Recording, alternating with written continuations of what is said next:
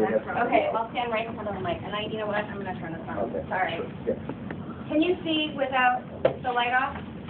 Mhm. You're good? Okay. So welcome to my talk. I love the subject of moral development. Thank you.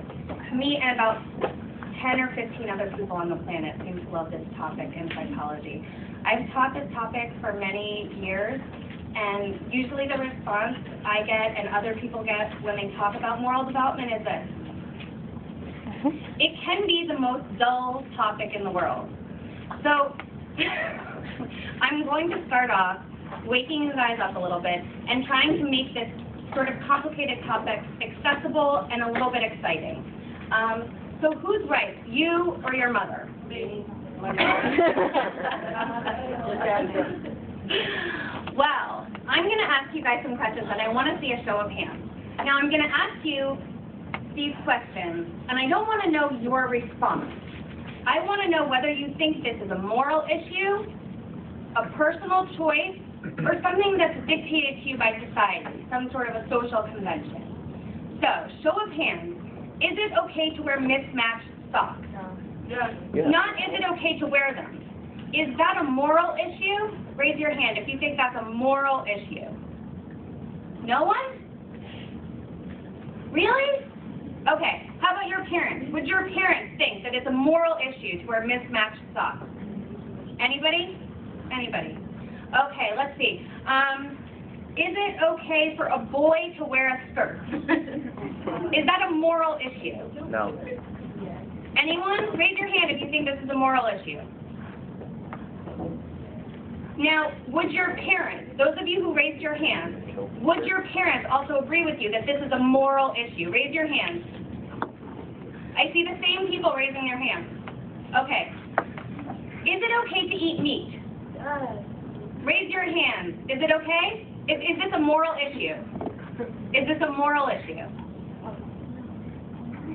Okay. Would your parents think so?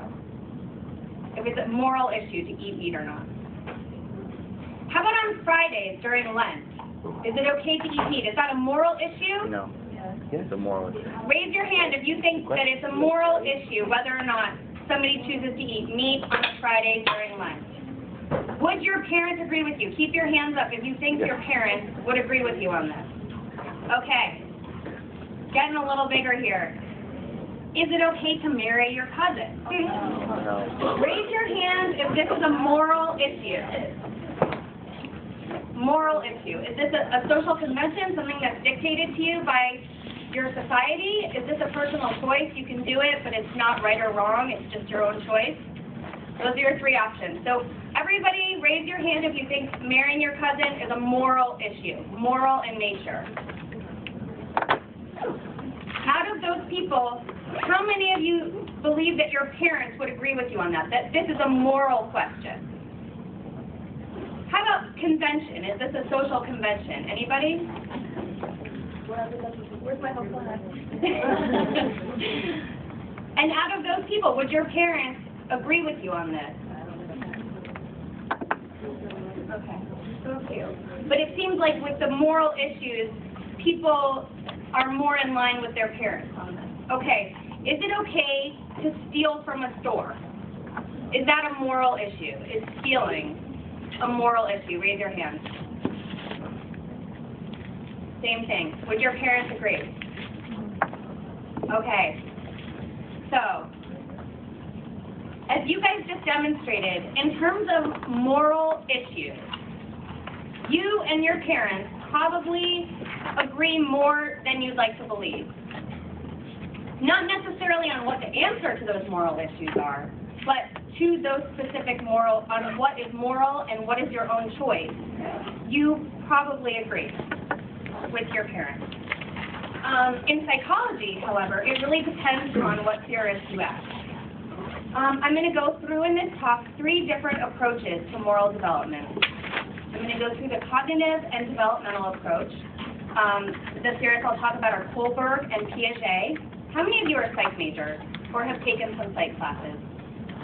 How many of you have never taken a psych class? Okay, so you may have heard of some of these guys.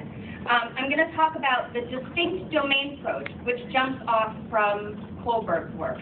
And this is Elliot Turiel.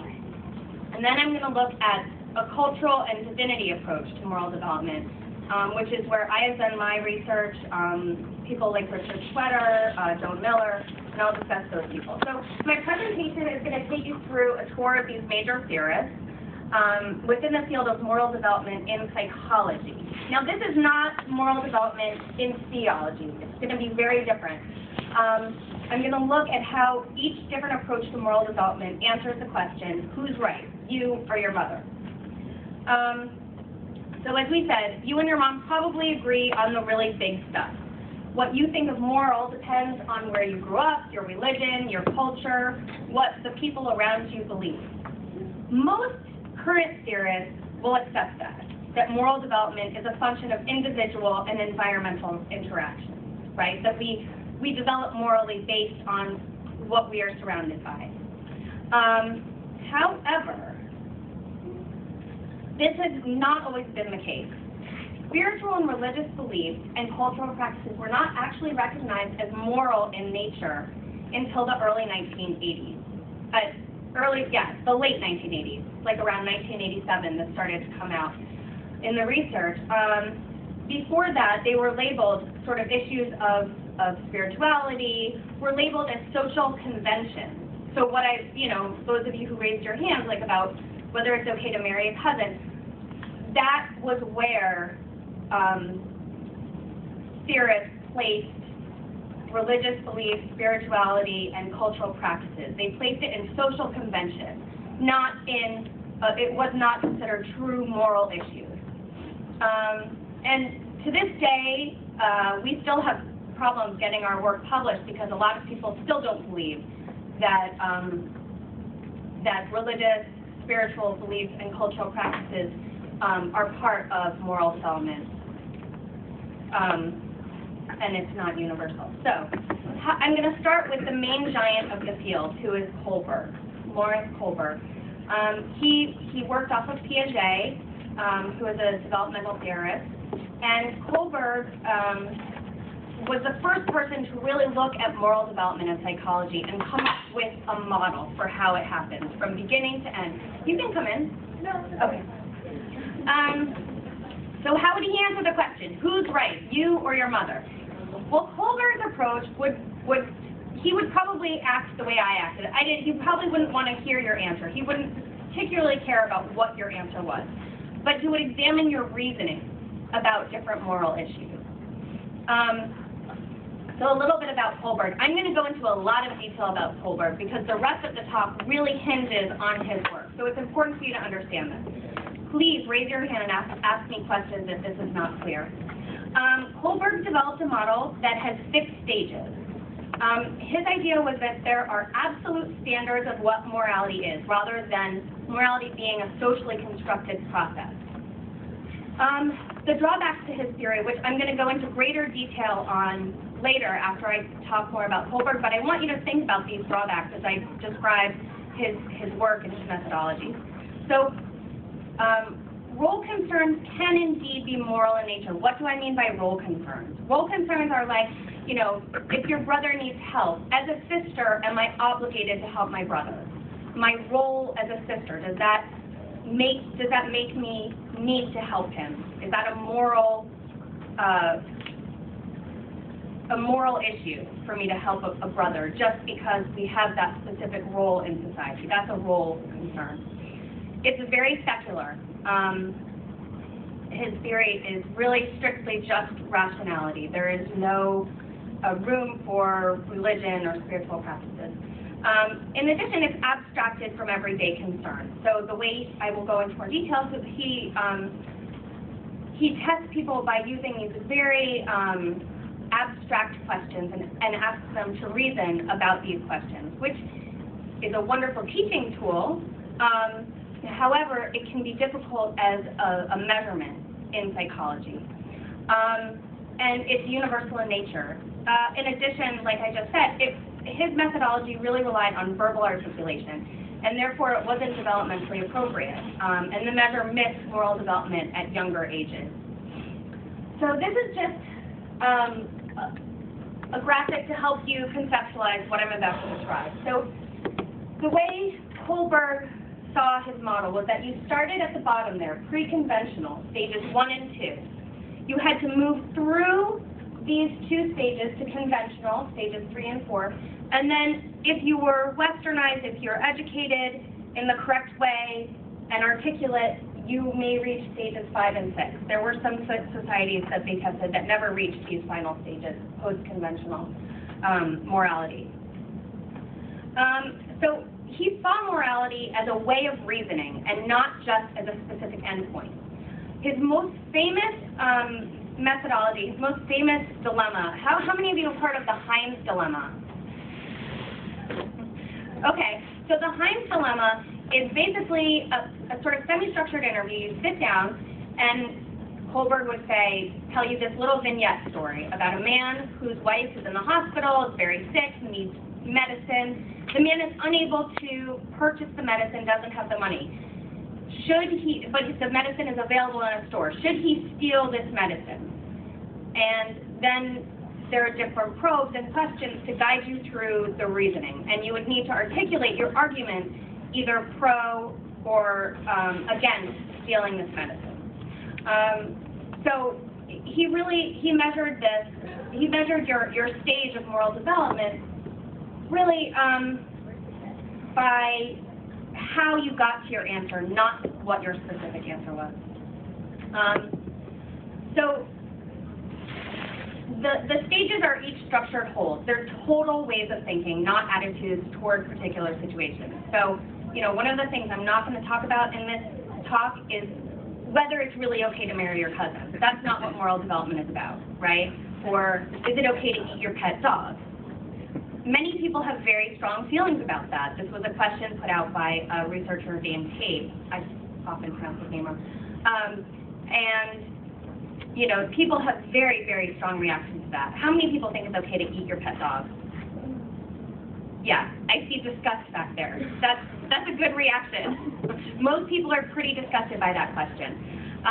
So that's not what Kohlberg was looking at, whether your answer is yes or no to a particular moral situation. He was looking at how you think about something.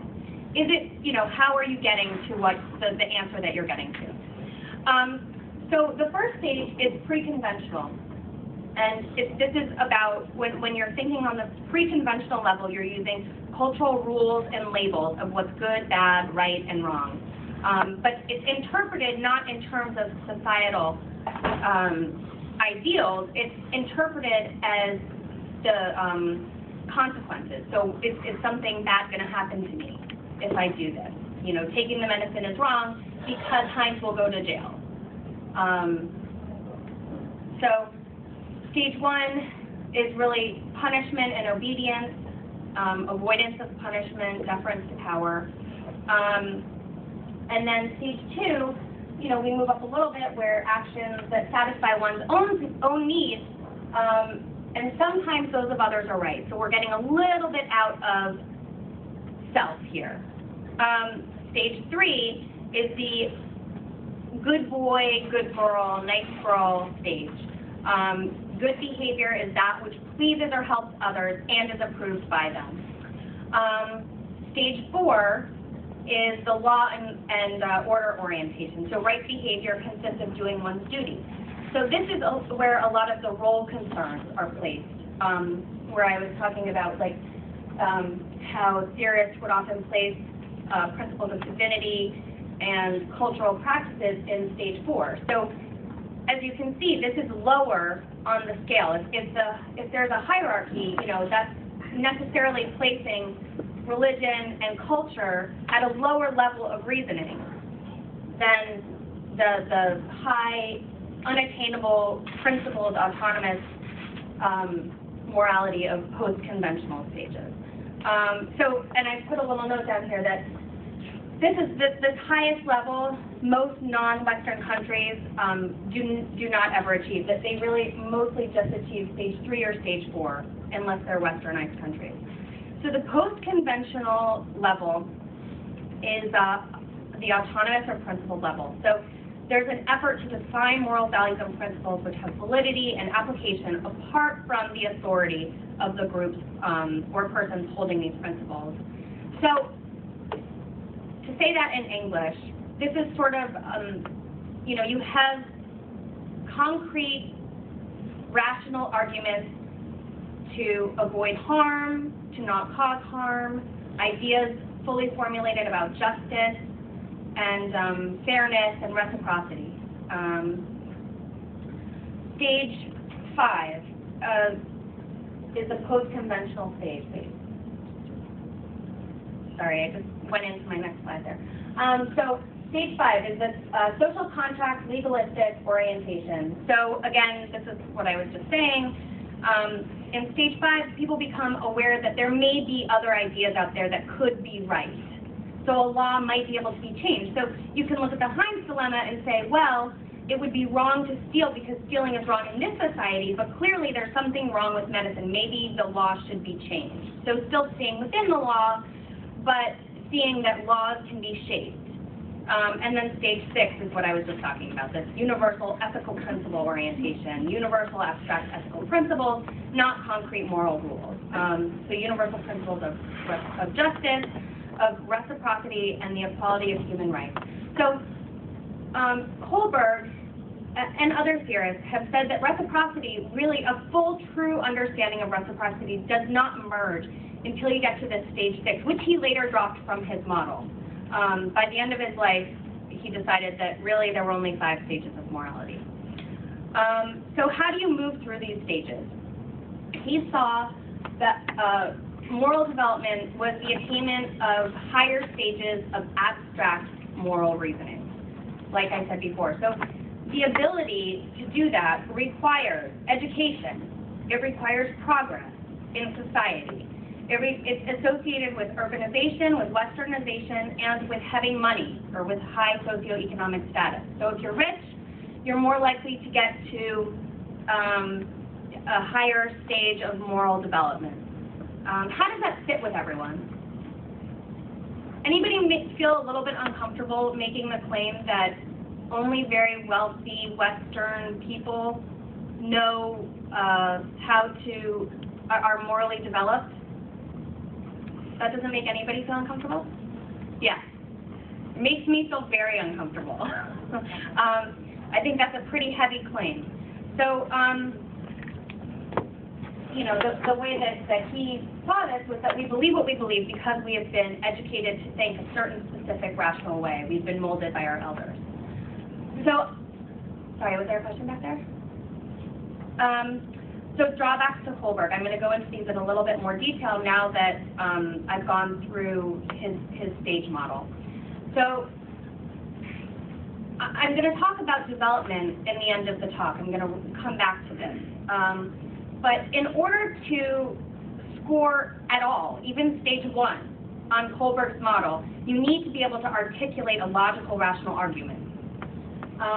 So does this mean that children don't understand the difference between moral issues and social conventions and personal choice? Does anybody here have kids? Does it make sense to you? Do you think your kids have an understanding of the difference between, say, a moral issue of whether, you know, is it okay to hit somebody and is it okay to wear mismatched socks? I mean, I've seen my kids, and they have they know by earlier than age 2, hitting somebody is wrong, but I can't tell you the number of days. You know, my little kid goes to school in his pajamas. That's a personal choice. And he's very clear on the difference of that. So the other issue is that, you know, our people that are uneducated are simply inarticulate, unable to articulate their argument. Are they also unable to understand higher levels of moral development? I don't think so. So I don't think this model reflects what most cultural groups regard as moral. Role concerns are not seen as a moral issue in many cultures, but they are seen as a moral issue in some cultures. And I don't think it makes sense to put that on a lesser level. So morality may also be faith-based and spiritually based, not only on rational reflection. And as I said, this model really emphasizes rationality. So this brings us to our next theory. So Elliott Turiel sort of took Kohlberg's work as a springboard, and he worked with developmental, which means he worked with children. He thought, there's something not right about this methodology. I think kids have a better understanding of moral development than we're giving them credit for. So what he did was he used something called criterion prose.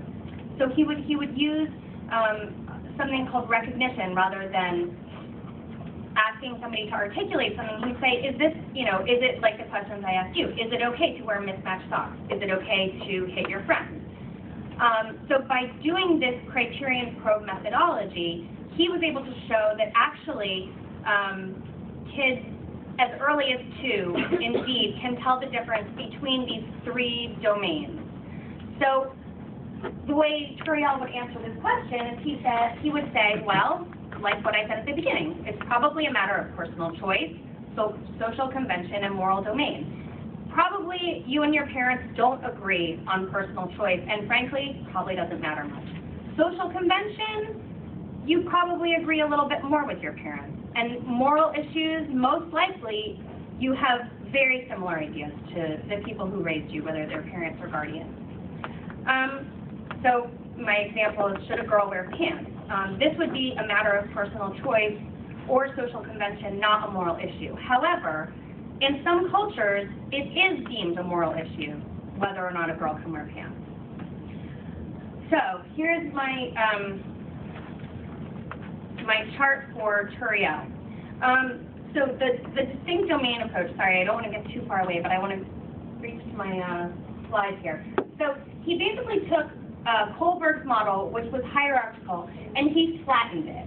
So this is now linear, right? So he said that kids have access to all 3 of these domains at the same time. They don't have to go through one stage to reach the next stage. They can really just, they have access to this all the time. So my examples, is it okay to eat spinach? Is it okay to wear pink to school? Is it okay to be friends with somebody who's a year older than you? Those will consider personal choice. Social convention, is it okay for a boy to wear a skirt? Is it okay for a brother to not help his sister? Is it okay to eat meat on Fridays during lunch? And then the moral domain would be, will this cause harm? Is this fair? Is this reciprocal in nature? So he really focused on issues of justice, really preventing harm, not harming, were things reciprocal and fair. Let's see, I sort of went over all of this. Yeah, so the way he described the moral events, the moral domain, those were events that had intrinsic consequences that involved harm. And he thought that humans have an intuitive understanding of morality, meaning that really at a very, very young age, they could just intuitively understand that we don't harm people. And the drawback of this theory is that he limits morality to justice and right, and again, he saw this as universal in nature. So this brings us to our next theorist that I think at a women's college she should be very popular. How many of you have heard of Carol Gilligan? Fabulous, fabulous woman. So she really changed the discussion here. She was a real game changer in moral development. How would she answer this question, right? She would say, if you're a girl, you and your mother probably are both in agreement about how you should treat others. You probably both focus on how to not turn away from someone in need. So you probably agree a lot about caring for people and about personal responsibility. If you're a man or a boy, you and your mother may disagree on some moral issues because the boy is going to be more focused on issues of justice and fairness. So what this looks like, she developed a morality of caring, which is not just don't cause harm, but don't turn away from somebody who's in need. So this is a more interpersonal kind of morality. How many of you guys can relate to that kind of morality, of not turning away from somebody in need? Aha. Now, here's my favorite part. I saw all the men in the room with their hands up. So Gilligan said women tend towards the morality of caring, men tend towards the morality of justice. I'm going to try very hard to go through why she believes this. After studying it for about 10 years, I'm a little bit closer to understanding it, so bear with me here. So, she believes that girls grow up being attached. Does everybody know what attachment theory is? They have an attachment to their mothers. They're closer to their mothers. They identify with their mothers at a very young age.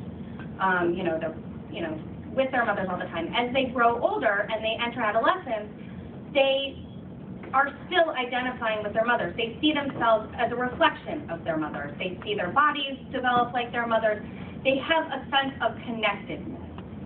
That sense of connectedness leads to the morality of caring. As a boy, the boy is also attached to the mother at a very young age, has an attachment relationship, a strong, positive attachment relationship to the mother. And then as they develop into adolescence, their bodies change, they become different and separate from the mother.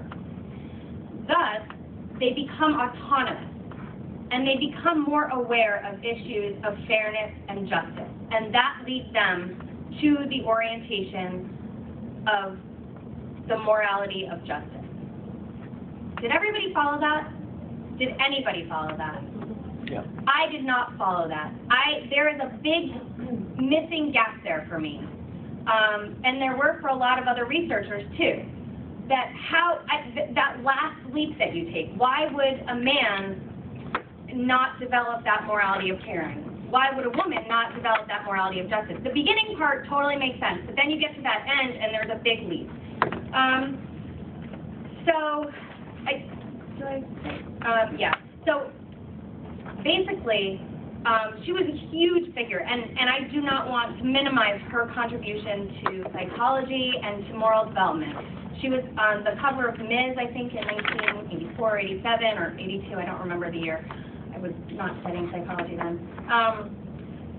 But she was huge. However, like Kohlberg, her model had some drawbacks, one of which was it was found in later research that, in fact, both men and women, as our small sample here showed us, the men in the room, do tend to relate to morality of caring. So they found that actually, while the morality of caring does exist, and caring is, in fact, a moral domain, it is not gender related. I personally have found gender differences in my research, but it's not about whether one gender is more caring and one is more oriented towards issues of justice. So she also has an exclusive emphasis on cognitive function and morality, and there were no actual gender differences supported by the research. So we're going to move on to my area of research, my area of specialty, and this is the work of Joan Miller. There are a lot of other people under this umbrella, but I'm just sort of choosing the main people to talk about that tell my story really nicely. So how would Joan Miller answer this question? Joan Miller would probably say that if you and your mother share spiritual and cultural beliefs and practices, you most likely agree on the really big stuff, just like we talked about here. Because how do you develop your morality, your sense of morality? Bless you. You learn it from those around you. You interact with your peers, you interact with your parents, you interact with your teachers in your environment, and you develop your sense of morality by bouncing things off of people, by trying things out and seeing what happens, getting responses from people. And, you know, the people who arguably have a very large impact on your development are your parents or your guardians. So the work that Joan Miller does, she incorporates this new dimension of morality of caring that Carol Gilligan sort of, I don't want to say created, that she discovered, that she developed and talked about. So looking at morality of caring and morality of justice and sort of leaving room for other domains of morality. So what else can we think of as moral domains? She questioned why role concerns and spiritual practices are not considered moral in their own right, rather than just social convention. So she manipulates liking and need. So should you help person A if you don't like person A? Does this situation change if person A is in need? So an example, this is about the role obligations I was talking about before. So there's one brother is in need, but the two men do not share interests and don't like each other very much. Raise your hand if you think that, you can go in the back. Raise your hand if you think that the brother should help even if they're not close, even if they live far apart and they don't like each other, they haven't talked in 10 years. Who thinks that you should still help your brother if you guys are brother and sister? Okay. Well, her results were that, I don't know if I can answer this question. How many of those of you who raised your hand, if you feel comfortable, you don't even have to raise your hand, just think to yourself, have deep spiritual or religious beliefs? I don't need to see a show of hands, it's a personal question. I just want you to think to yourself about that.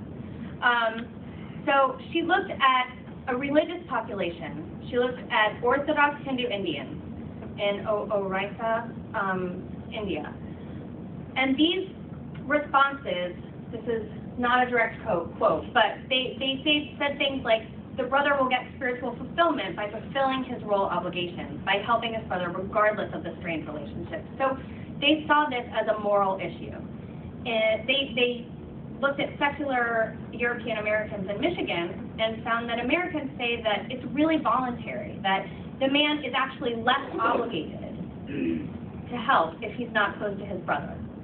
Even if they're brothers, that he probably should help, but that he's less obligated if he likes him less. So the more he likes him, the more obligated he is to help. The less he likes him, the less obligated he is to help in the U.S.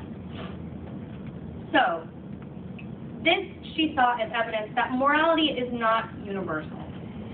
Helping someone in need is voluntary in the U.S., therefore role obligations in the U.S. are not seen as moral. And you may want to sort of reframe this as role obligations in the secular U.S. are not moral in nature. They are indeed a social convention, and in some cases, even a personal choice. Helping someone in need within the Orthodox Hindu population is viewed as mandatory moral obligation. Therefore, the role obligations within this culture are moral in nature and cannot be seen as a social convention. So then there was another researcher, Richard Schwetter and Nancy Mew. So they used the Kohlbergian-Heinz dilemma that I talked about earlier about stealing the medicine on Orthodox Hindu Indians in the same population. And they found that although the respondents reasoned rationally about not stealing the medicine, their basis was not rationality. It was not justice or harm. They were using this morality of divinity. They were using their religious beliefs as a moral basis. And going to a Catholic school, I think a lot of you may be able to, or may not, but anyway, I won't go there. So instead, the act of stealing was regarded as resulting in spiritual degradation and automatic suffering. So I'm going to move on. I've got about 5 more minutes here.